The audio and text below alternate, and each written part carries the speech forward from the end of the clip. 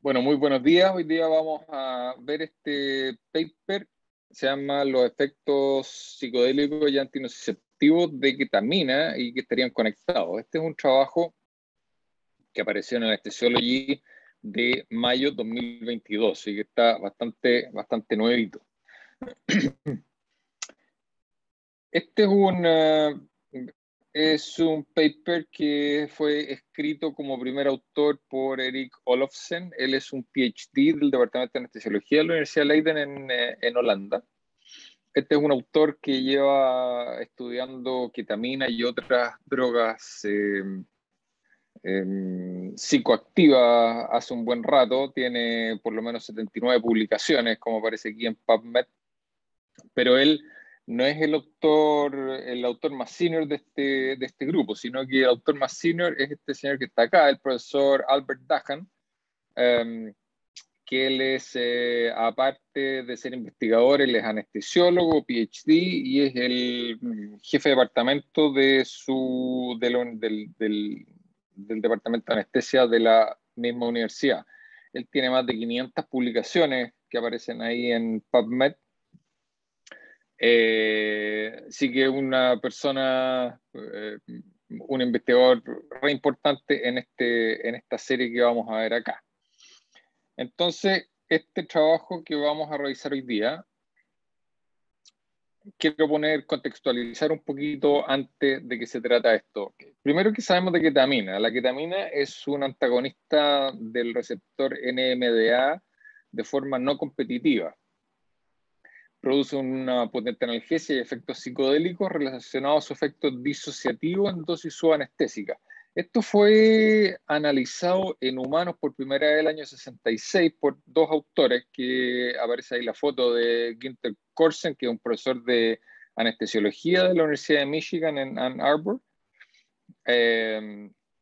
y unido a un farmacólogo que era el doctor Edward Domino. Ellos entonces hicieron este trabajo presentado el año 66, la anestesia analgesia, donde analizaron las características de la ketamina administradas en voluntarios humanos.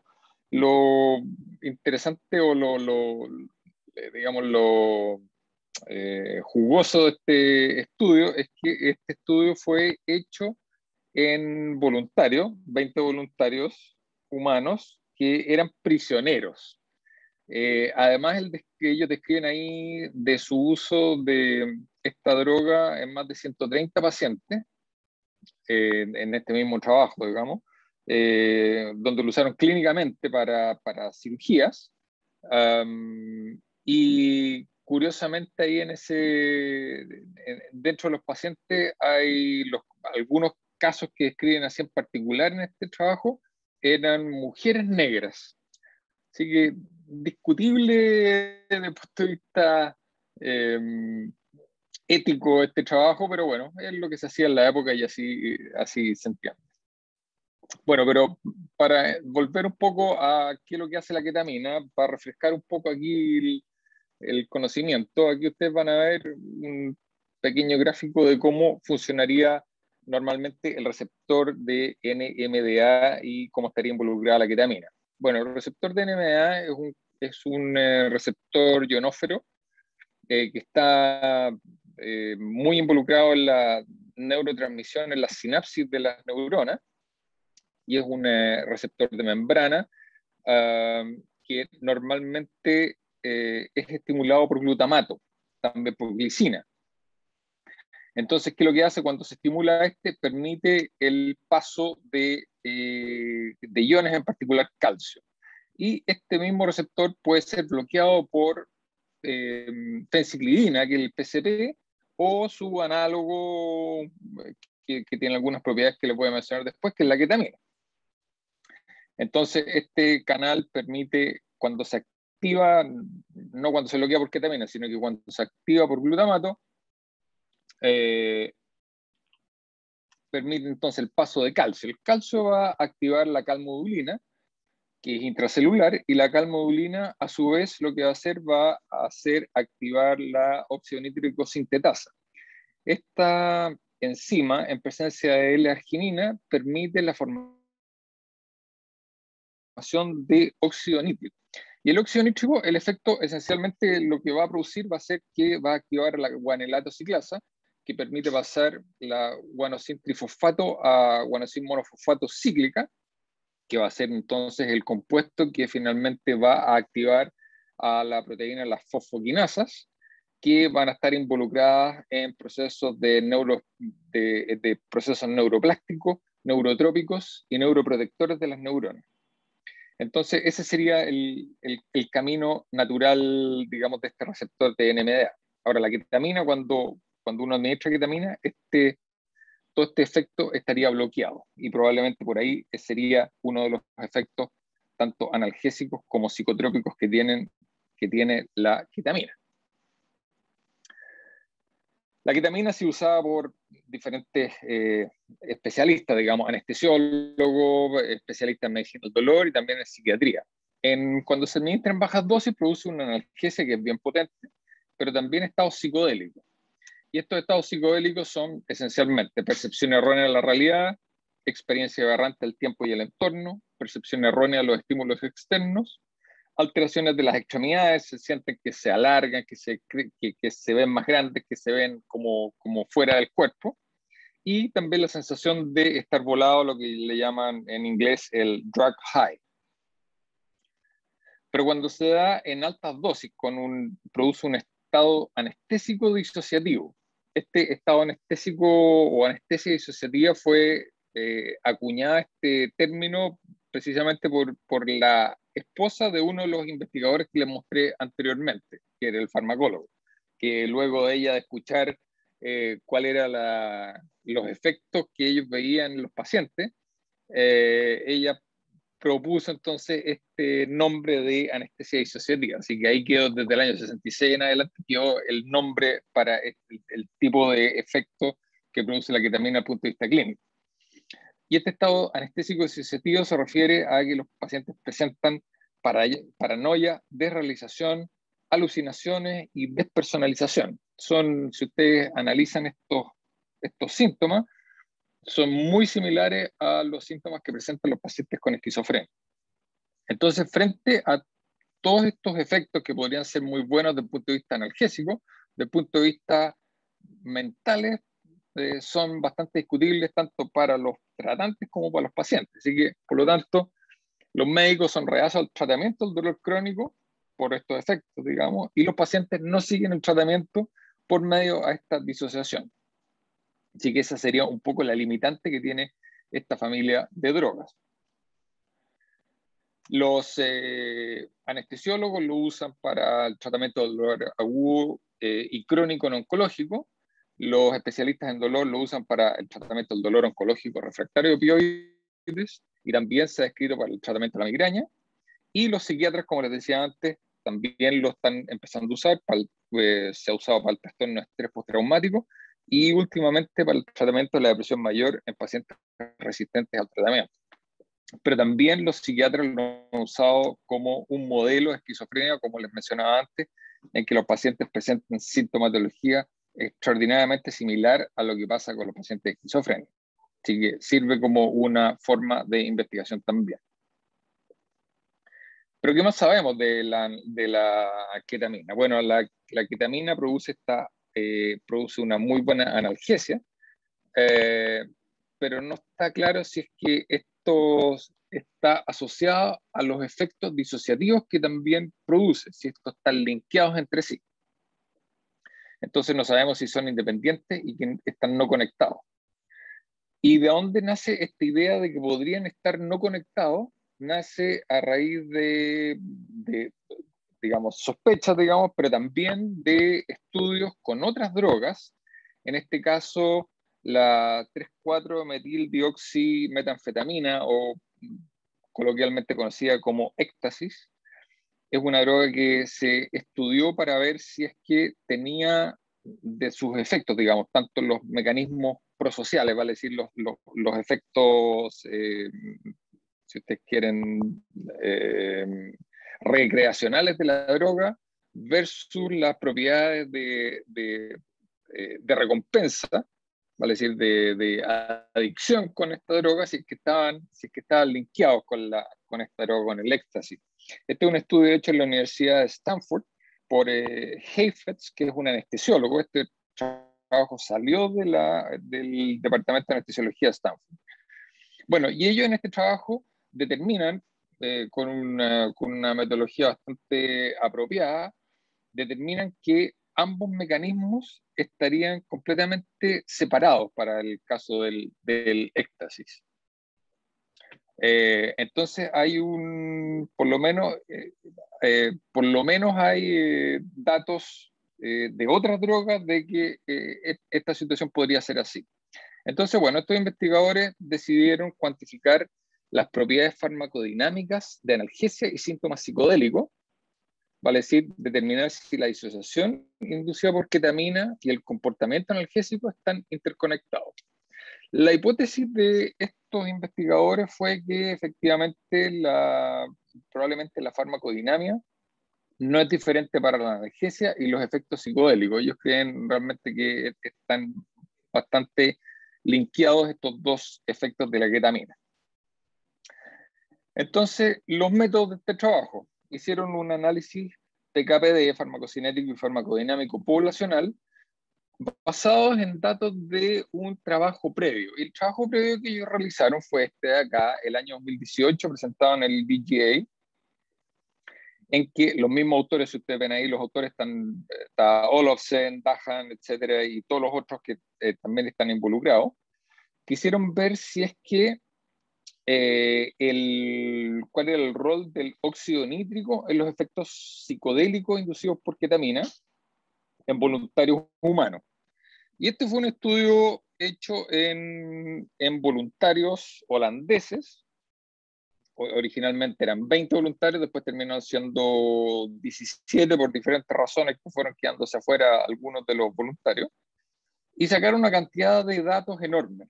Este fue un estudio que fue una prueba de concepto el año 18, y ustedes van a ver que de un trabajo que uno dice, bueno, un trabajo en voluntario, chico, le han sacado una cantidad de jugo tremendo. Entonces, este fue el trabajo del 2018. Después, y en este trabajo, en el fondo, lo que ellos querían ver es que si administraban óxido nítrico o algún dador de óxido nítrico en la forma de nitroprusiato de sodio, se atenuaban los efectos psicomiméticos producidos por la ketamina. Y efectivamente, ellos demostraron una cosa del estilo. Nuevamente revisando aquí cuál es el mecanismo del receptor NMDA, ahí en rojo al medio aparece el óxido nítrico, digamos, porque estaría involucrado en esta zona o en estos efectos que ellos andaban buscando. Bueno, ese trabajo derivó en un segundo trabajo el año 2020, en que ellos determinaron, en base a los mismos datos que habían recolectado en el trabajo del 2018, determinaron la farmacocinética de ketamina y sus metabolitos mayores, norketamina, hidroxiketamina y dehidronorketamina. Hicieron un modelo, y que fue un modelo bastante redondo, digamos, y que pudieron determinar datos interesantes. Este fue el segundo de la serie. El tercero de la serie fue el año del 2021, y querían ver ahora los efectos de la ketamina desde el punto de vista del débito cardíaco. Nuevamente un estudio farmacocinético y obviamente farmacodinámico, nuevamente utilizando la misma base de datos original del 2018. Y finalmente derivó esto al trabajo que vamos a analizar ahora. Este fue un análisis PK/PD poblacional con datos del estudio del 2018. Nuevamente son 17 voluntarios masculinos sanos, y lo que ellos hicieron fueron, en el fondo, para comentarles cuál fue el trabajo original, fueron uso de dosis escaladas de S-ketamina y ketamina racémica, donde midieron percepción externa de la dosis que le estaban administrando, y el umbral al dolor medido por un algómetro, que se lo voy a mostrar posteriormente. Luego se hizo un análisis PK/PD poblacional, tanto para S-ketamina y ketamina racémica, pero también incorporando en el modelo los metabolitos de la ketamina como la S y la R norketamina. Entonces el modelo o lo que ellos hicieron fue lo siguiente: a los pacientes les administraron o bien S-ketamina en dosis que fueron escaladas, que se les daba por 1 hora, y se iba duplicando la dosis a medida que, luego de cada hora, y estos mismos voluntarios en un evento diferente, digamos, posterior, o anterior, digamos, porque era randomizado, se le da ketamina. Entonces, que ustedes ven ahí que las dosis son exactamente el doble de la S-ketamina. La ketamina es la ketamina racémica, así que tiene su forma S y R-ketamina. Así que por eso en este caso es el doble. Ellos, ¿por qué determinaron esas dosificaciones? Bueno, esencialmente porque habían hecho un estudio, un protocolo piloto para ver los efectos clínicos y se dieron cuenta que la relación entre S-ketamina y ketamina era de 2:1. Entonces aquí en el gráfico, aquí abajo en la figura 1, aparece es como esta escalera, que son las dosis escaladas que se le dieron cada hora, y fueron determinando entonces los desenlaces que ellos querían medir, que era resistencia o umbral del dolor, y por otro lado medir los efectos psicomiméticos en base a lo que ellos le llaman la percepción externa.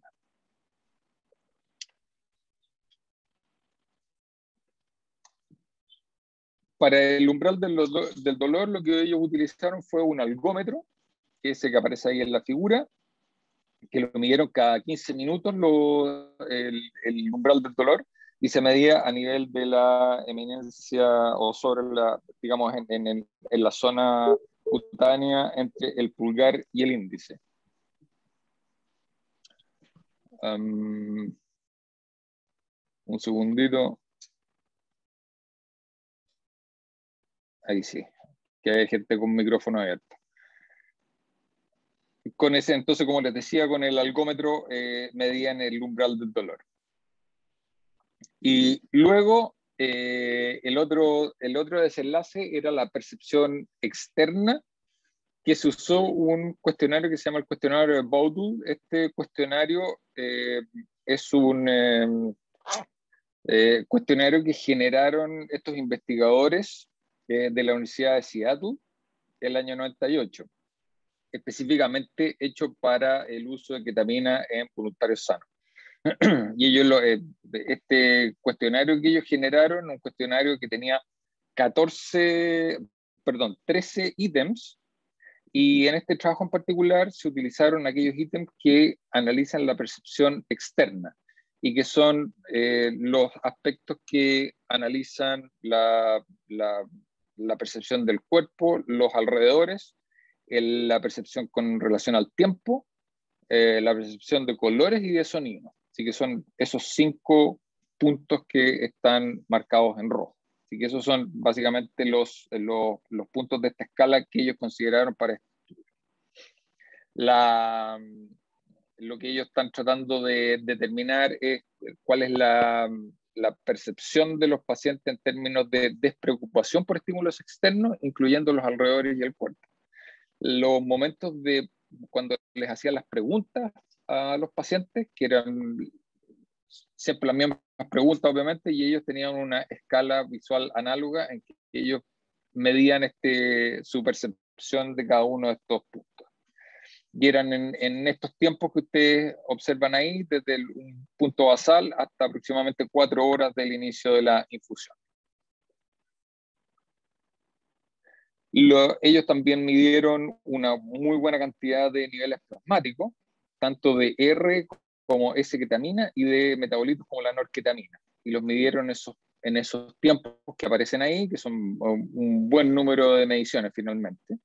Y para el análisis se usó cromatografía líquida de alto rendimiento. El análisis de datos se hizo con la metodología, con el programa NOMMEM, y se hizo un análisis farmacocinético que incluyó todos estos compartimentos, que finalmente terminan siendo como 9, 2 para ketamina, 2 para norketamina, 1 para dihidronorketamina y 2 para hidronorketamina. Y además hay 2 compartimentos intermedios, que son compartimentos metabólicos, que son que aparecen aquí, M1 y M2, que explica un poco el clearance de ketamina a norketamina. Midieron también niveles plasmáticos entonces de R, S-ketamina y norketamina, y utilizaron los datos farmacocinéticos que ya ellos conocían de esta misma serie de trabajos para modelar la farmacodinámica. Dado que había una histéresis entre la dosis plasmática y el efecto clínico, ellos hicieron el cálculo del T medio KEO para dar cuenta de esta histéresis, tanto para el outcome de analgesia como de percepción externa. Hicieron entonces el modelo farmacodinámico para dolor y percepción externa, como les decía, utilizando y considerando tanto S como ketamina racémica. Ellos finalmente derivaron en 4 modelos y estos modelos los fueron ajustando en base a la función, el valor de la función objetiva, que mientras más bajo este valor de esta función objetiva, mejor es el modelo determinado. Y también corrigieron por efectos de la S y la R norketamina, que pudieran tener algún efecto y que lo vamos a ver un poco al final los resultados. El análisis estadístico, como les dije, fue hecho con el programa NOMMEM en su versión 7.5.0. Determinaron una significancia estadística de 0.01 y consideraron la variabilidad interindividual con el uso de random effects y mencionan que como este es un subanálisis de un trabajo previo, no hicieron un tamaño muestral, pero sí mencionan que utilizando 17 pacientes podían detectar una diferencia de un 20% digamos, los valores de potencia, en este caso el C50 para cada una de las formulaciones que estaban utilizando, ya sea ketamina racémica o S-ketamina. Así que nos vamos a los resultados ahora.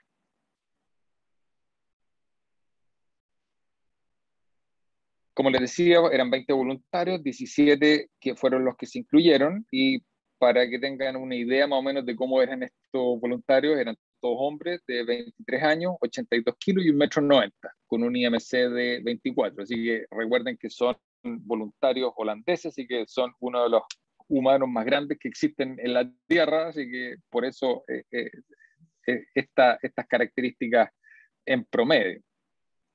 Acá aparece una figura, la figura número 1 del trabajo, donde menciona cómo quedó el modelo final, en que se incluye el uso de ketamina en su formulación S y además los datos de ketamina racémica.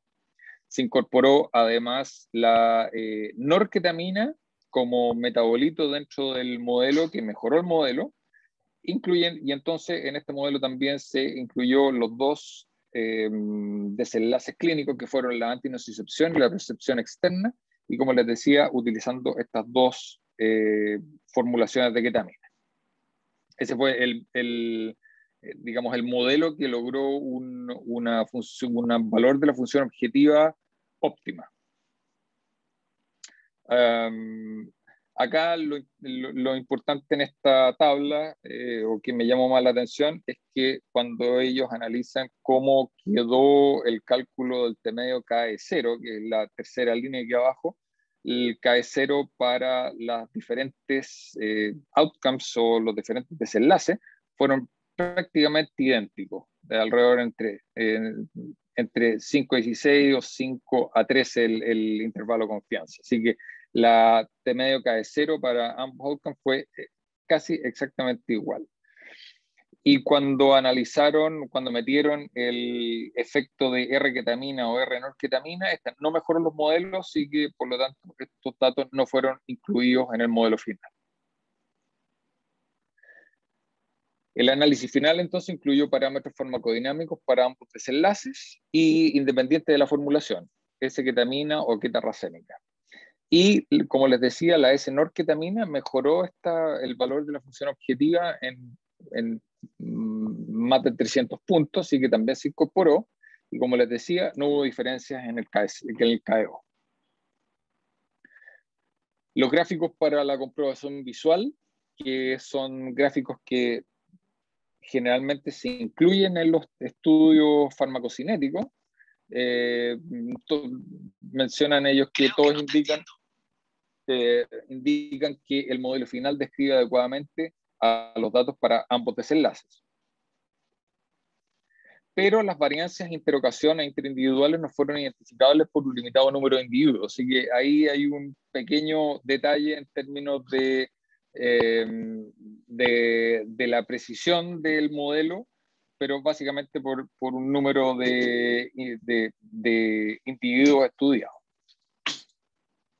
Así que, yendo un poco al resumen de qué es lo que encontraron ellos con todo esto que les he mencionado, lo primero es que no se detectó diferencias en los parámetros farmacodinámicos, tanto para S-ketamina como S-norketamina, para dolor y percepción externa, e independiente de la formulación utilizada, ya sea ketamina racémica o S-ketamina. Y esto es un proxy de medida de disociación por ketamina. Vale decir, lo que ellos encuentran es que no hay una disociación del efecto analgésico con el efecto psicomimético, digamos. Hay algunas consideraciones especiales que ellos mencionan y que me parece que son correctas. La primera es que el test de dolor que ellos utilizaron pudiera hacer alguna diferencia en el modelo final farmacodinámico. Que pudieran haber diferencias de acuerdo al tipo de test, porque pudieran haber diferencias cuando se usa un test con estimulación eléctrica, térmico o bien por presión, dada por la metodología que se usa con cada uno de los tests. Lo que cambiaría ahí son no tanto la medida de potencia, sino que la medida de corrección, como por ejemplo el T-medio KO. También la condición estática o dinámica del dolor podría cambiar los resultados dinámicos e incluso el tiempo requerido para realizarlo. En el uso de algómetros se requerían algunos segundos, mientras que para algunos voces, como por ejemplo el uso de estimulación eléctrica o discriminación térmica, podría demorarse varios minutos. Y eso eventualmente podría cambiar los resultados farmacodinámicos. El segundo punto es la disociación. Ellos utilizaron solamente los ítems de percepción externa del cuestionario. Ellos mencionan que los otros ítems también se analizaron, pero no mostraron diferencia, pero no muestran los resultados. Solamente utilizaron esos 5 puntos que les mencioné de los 13. Y finalmente, ellos mencionan que utilizaron pacientes voluntarios sanos, eran solo hombres, y que podría haber alguna diferencia desde el punto de vista de sexo. En las mujeres podrían haber algún comportamiento diferente con este tipo de droga, o bien también en pacientes que están cursando con un dolor crónico pudieran también tener alguna respuesta un poco diferente. Ahora, en el modelo farmacodinámico, ellos tuvieron un hallazgo, que fue cuando incorporaron la S-norketamina al modelo, y el modelo mejoró. Y lo que ellos encontraron fue que cuando analizaron las escalas visuales análogas, vieron que estos valores empezaron a disminuir antes del fin de la administración de ketamina. Entonces ellos dijeron, bueno, a lo mejor hay un rol de la norketamina que funciona como un antagonista. Y ustedes, si ven el gráfico acá, ahí donde les indico, aparece que los valores de escala visual análoga empiezan a disminuir antes de que termine la infusión de ketamina. Aquí sigue aumentando abajo en los gráficos en el C y en el D, sigue aumentando los valores y los niveles plasmáticos, y empieza a bajar el valor en la escala visual análoga. Entonces, pudiera haber ahí algún efecto antagonista cuando empieza a acumularse la S-norketamina. Así que es un dato interesante y un hallazgo de lo que ellos encontraron. Entonces el modelo, finalmente, lo que ellos mencionan, el modelo farmacodinámico, no hubo diferencias en los parámetros de potencia, como por ejemplo el C50, de ambos desenlaces, y para ambos desenlaces comparten igual KO. Con respecto a la R-ketamina, no tuvo efecto, y esto ellos lo evidenciaron al comparar la relación de S-ketamina con ketamina racémica, en que tenía una relación de 12:1. Entonces ellos dicen: concluimos que nuestros datos respaldan una asociación o conexión entre analgesia por ketamina y la disociación. En un texto del año 49, este investigador menciona que en las áreas cerebrales, si las áreas están cableadas juntas, debieran disparar juntas. Entonces, este concepto sigue siendo bastante válido al día de hoy, y en base a las conclusiones que ellos mencionan. Entonces, el modelo para el efecto nociceptivo y para el efecto psicodélico pareciera ser o son estadísticamente indistinguibles, así que pareciera ser que van completamente de la mano. Más aún, juntando estos dos modelos, mejoró el desempeño del modelo final, así que esto apoya más aún que esta interconexión de los dos efectos están muy juntos. Y finalmente, que los efectos antinociceptivos y psicodélicos coaparecen, sugiriendo una interdependencia de un mecanismo subyacente común. Así que nuevamente esta frase de Head del año 49 sigue teniendo total vigencia con respecto a la ketamina. Pero está pendiente de determinar si realmente tienen este mecanismo común, y esto se debiera hacer en base a análisis receptores o circuitos neurales. Y aquí el rol de la resonancia magnética funcional va a tener un rol preponderante para estudios posteriores que aparezcan con respecto a ketamina. Algunos comentarios del trabajo.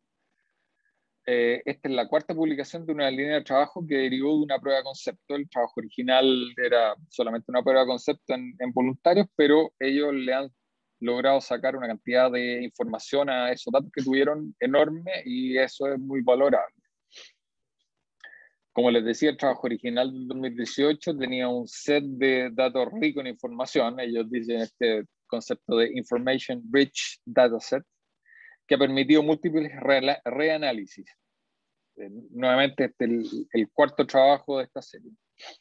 Yo creo que este es un trabajo ingenioso, que fue bien llevado a cabo y que tiene una hipótesis interesante y que es clínicamente relevante. Hay discrepancias con la conclusión, eso sí, al existir estudios con resultados opuestos. Así que todavía no se ha dicho la última palabra. Hay estudios en animales que demuestran que no existiría interdependencia entre ambos efectos. Pero este estudio clínico pareciera ser que sí muestra interdependencia, entonces todavía no se ha dicho la última palabra. Y finalmente, el estado psicodélico pudiera ser un buen monitor del efecto analgésico, cosa que a mí me llamó la atención que no lo mencionaran. Y esto uno lo ve claramente en la práctica. Los pacientes, cuando uno le pone la dosis de ketamina, los pacientes tienen esta disociación clínica, y concomitantemente y bastante rápido se ve el efecto clínico desde el punto de vista analgésico, incluso anestésico. Así que yo creo que estén interconectados es una buena cosa, un buen monitor para nosotros desde el punto de vista anestésico. Claro, para otras situaciones, como para el manejo de dolor crónico, por ejemplo, dolor en forma ambulatoria, los efectos simpáticos miméticos no son muy buenos que los pacientes los tengan, obviamente. Así que probablemente ahí va a ir el desarrollo a futuro de drogas, en el fondo, en que se pueda determinar alguna droga que tenga menos efectos simpáticos miméticos y más efectos analgésicos. Yo creo que la cosa va hacia allá. La ketamina es una droga que sigue teniendo mucha visibilidad, la gente le tiene fe, los investigadores por lo menos, y yo creo que va a dar mucho que hablar en el futuro. Esa es la última, así que muchas gracias, dejo abierto aquí para los comentarios.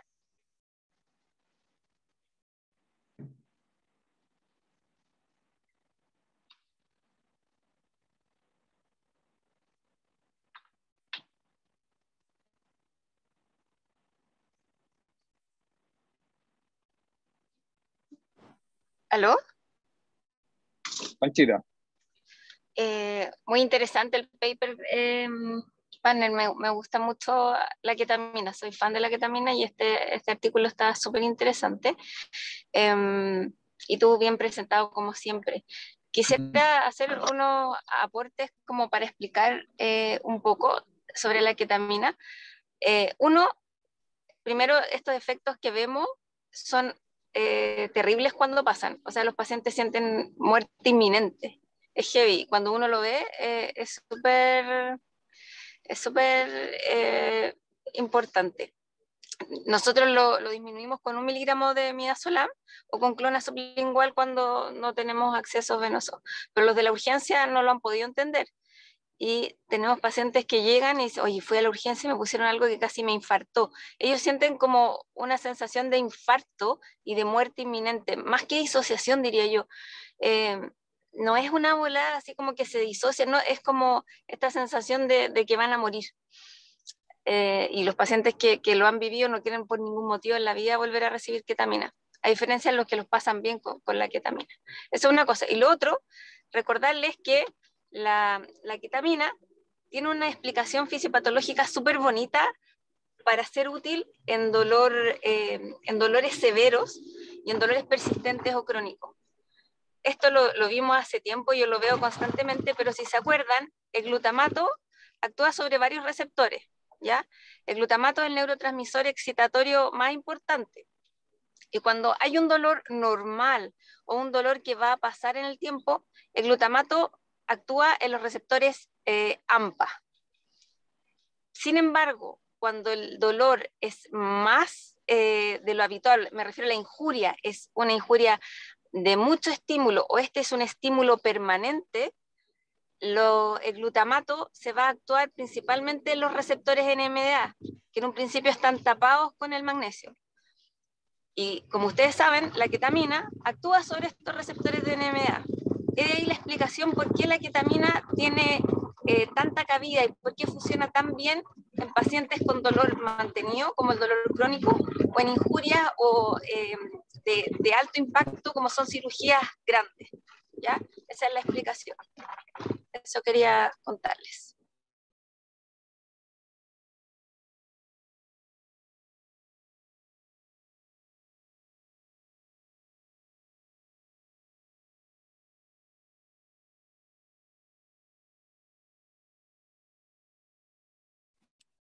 ¿Aló? ¿Sí? ¿Me escuchan? ¿Sí? ¿Me escuchan? Ahí sí, ahí sí. Perdí la conexión, amigo, sorry. Oye, estuve en un trabajo mientras estuve en Boston que hicimos esto mismo y nos salió completamente lo contrario.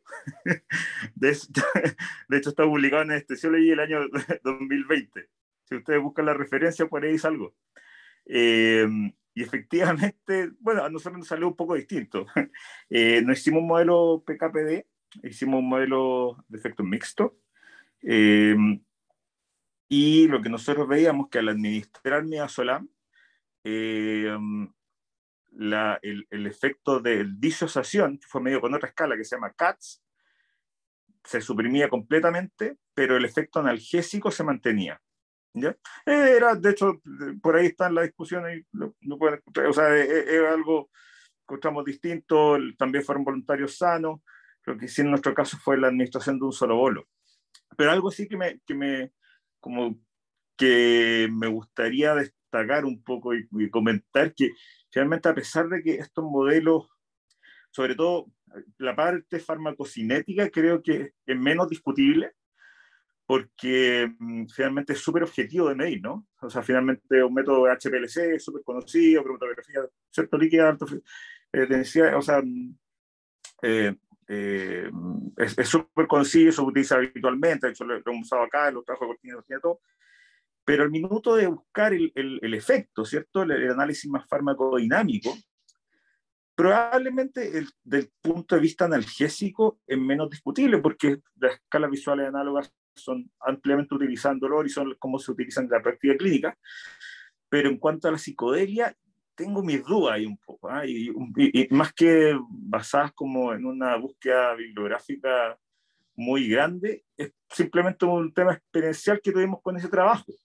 porque la verdad es que después de, de administrarle en esa oportunidad un bolo creo que 2 miligramos de gramina, si mal no recuerdo, los pacientes, claro, que han volado, y responder un cuestionario así en Melmac es difícil, ¿sabes? O sea, yo creo que la cosa donde va a futuro, ojalá, es tratar de apuntar a algo que sea un poquito más objetivo desde el punto de vista farmacodinámico al estudiar estas cosas psicodélicas.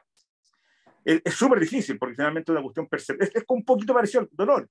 Cada uno lo vive de cierta forma y es perceptual. Es tan complejo de medir al mismo tiempo. Y la escala CATS es muy parecida a esta en el sentido que tiene distintas áreas que se pueden medir. Nosotros en esa oportunidad también le pusimos electroencefalograma de alta densidad a los pacientes y por ahí andan los registros. No me acuerdo realmente si ya está analizado. Pero hay un área que está súper en boga, que de hecho en el IARS pasado lo discutieron un montón. De hecho, un simposio grande al respecto de cómo estas drogas finalmente que tienen un efecto psicodélico están siendo utilizados para con efectos más bien antidepresivos, ¿ya? Y es un área que se viene así, agárrense, porque que se viene gigante en los próximos años. Van a salir publicaciones, cosas que se pueden tomar vía oral, probablemente que nos van a preguntar a nosotros muchas veces. Entonces, yo creo que estamos ante una cosa que se viene, que vamos a empezar a leer más de estos papers, probablemente nos va a tocar un poco más de la práctica clínica, y claro, como cualquier trabajo científico, hay veces hay veces hay oportunidades que se replican las conclusiones, otras veces que no, pero esa es la gracia un poco de la ciencia, ¿no? De ir acumulando evidencia y tratando de sacar la mejor calidad de información. Súper bueno, oye, como siempre, Laca, excelente presentado, todo perfecto, un 7. ¿Tendrá que ver con perdón, una pregunta, ¿tendrá que ver con las dosis de lo que tú uses para disminuir el efecto psicodélico que influye en la analgesia o no? Eso quería preguntar un poco relacionado a eso. ¿Tenéis ahí las C50 estimadas para los dos efectos? ¿Que lo podéis mostrar, por favor?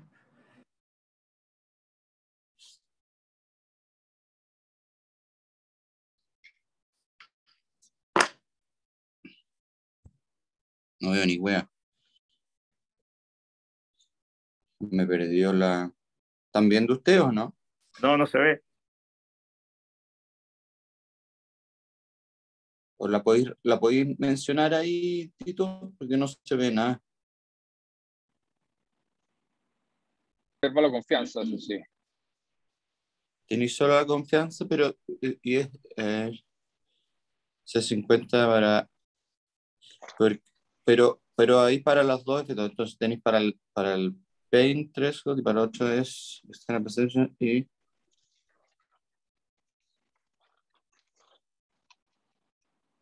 Porque eso es una cuestión relevante, porque finalmente lo ideal en clínica, dependiendo de cuál sea tu propósito, es ojalá llegar a una concentración que produzca el efecto analgésico solo o coadyuvante analgésico sin llegar a los efectos indeseados, que en este caso son los efectos psicodélicos, digamos. Entonces, y normalmente lo que se repite habitualmente cuando uno escucha conferencias de ketamina es que para el efecto analgésico, si uno usa concentraciones bajitas y no llega más para arriba, puede lograrlo sin este efecto adverso, digamos.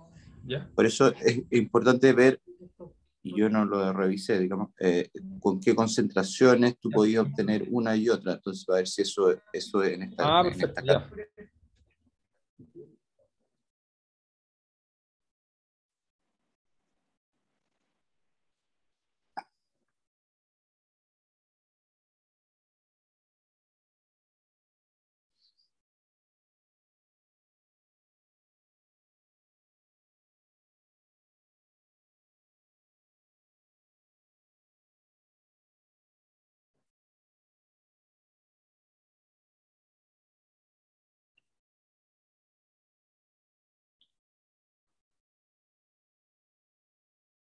Ahí, ahí podemos revisarlo después, pero no cacho aquí bien.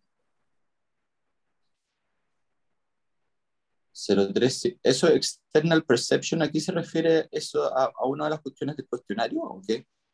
Sí, es el cuestionario en que medían los efectos, si tú quieres, psicodélicos de la ketamina. Ya, o sea, para estos dos estímulos más o menos no se ve tanta diferencia, digamos, de una y otra. Exacto, son más o menos similares. Son más o menos similares. Ya.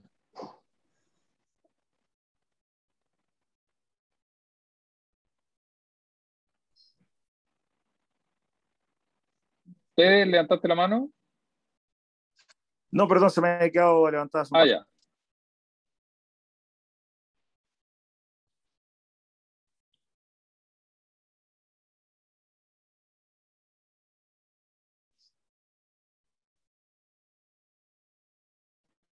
¿Más comentarios?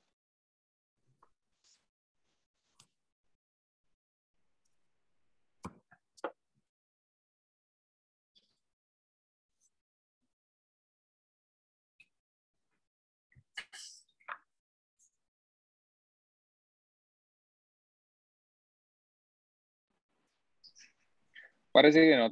Yo creo que estamos entonces. Así que, bueno, gracias a todos. Vamos a dejar ahí la última. En fin. Bueno, muchas gracias a todos por la presencia y que tengan un buen fin de semana. Súper. Muchas gracias a ti, que estés bien.